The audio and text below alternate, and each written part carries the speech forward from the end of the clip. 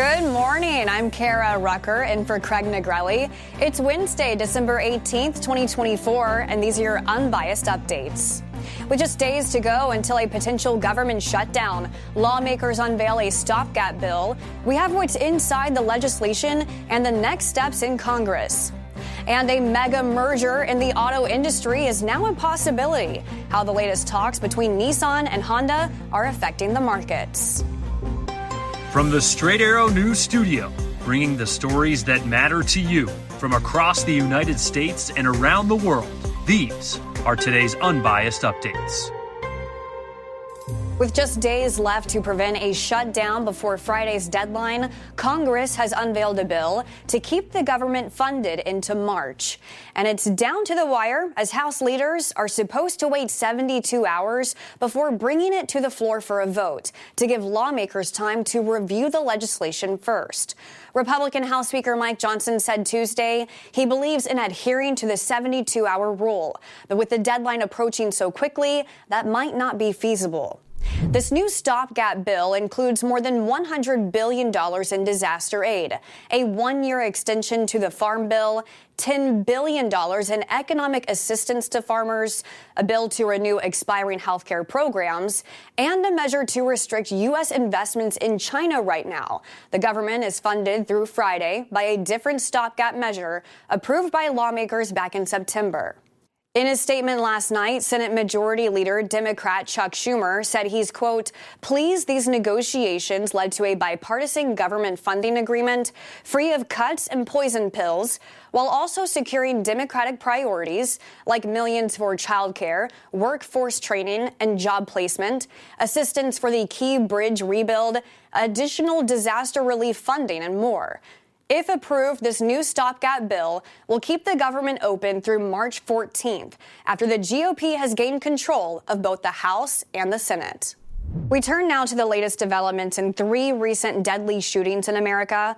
First, Luigi Mangione, the suspect in the killing of United Healthcare CEO Brian Thompson earlier this month, has been indicted on charges of first-degree murder as an act of terrorism.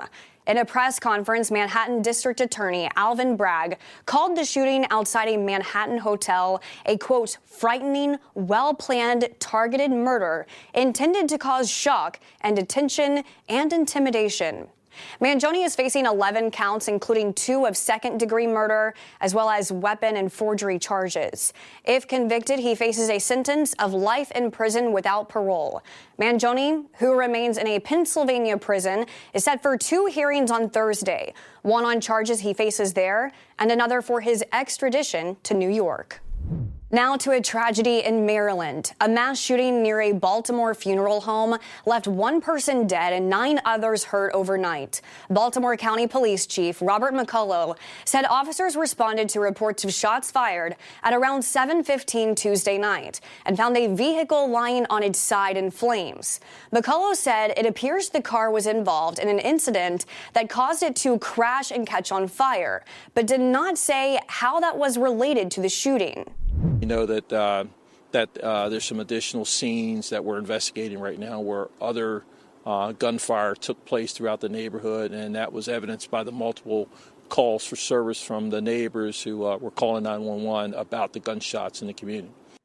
McCullough said the incident was, quote, intentional and targeted, and those involved knew each other. No arrests have been made in connection with this case as of yet. And in Wisconsin, authorities on Tuesday gave more information on the shooting inside a Christian school classroom that left 3 dead, a teacher, a student, and the 15-year-old suspect. In a press conference, Madison Police Chief Sean Barnes said the motive appears to be, quote, a combination of factors, adding investigators are speaking with other students to see if bullying was one of those factors. Some have asked if people were specifically targeted. Everyone was targeted in this incident, and everyone was put in equal danger. The chief said they are looking into the social activity of the suspect, identified as Natalie Ruppnow, and asking anyone who knew her to contact them. Police said Ruppnow opened fire Monday morning during a study hall full of students from multiple grade levels at Abundant Life Christian School, striking several before shooting herself. 6 others were injured in the shooting, and 2 remain in critical condition. Shares for Nissan are surging this morning following reports of potential merger talks with Honda. Both automotive giants released a statement to media confirming the whispers of a possible business integration, but not confirming any decision set in stone yet. The two have already collaborated on electric vehicles and battery technology, but they could potentially benefit from deepening their ties as the two have seen challenges this year.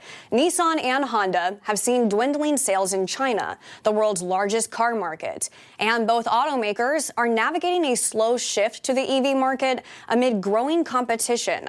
Talks of the potential merger saw Nissan shares notch its best day in more than 40 years, with a 24% surge, though Honda saw a dip. Some reports suggest the two will sign a memorandum of understanding on the potential deal soon, with Mitsubishi also said to be a potential third player in the mix. Finally this morning, a big honor for a big-name actor. Tom Cruise, who nearly 40 years ago first starred as Pete Maverick Mitchell in the film Top Gun, was awarded Tuesday with the Navy's top civilian honor. U.S. Secretary of the Navy Carlos Del Toro presented the Distinguished Public Service Award to Cruise during a ceremony in London for his contributions to the Navy and the Marine Corps. I admire all of the servicemen and women. I know in life something that is very true to me is to lead is to serve, and I know that to my core, and I see that in the servicemen and women. I see that in you, and you understand that, and I appreciate everyone's dedication. And it's a true honor to represent them, and I'm just very proud. The Navy says the 62-year-old actor's efforts in the film industry have increased public awareness and appreciation for its highly trained personnel and the sacrifices they make while in uniform. As for what's next for Cruise, his film Mission Impossible: The Final Reckoning is set to be released in theaters in May 2025. These are your unbiased updates for this Wednesday. We'll see you back here tomorrow. For all of us here at Straight Arrow News, I'm Kara Rucker. Have a great day.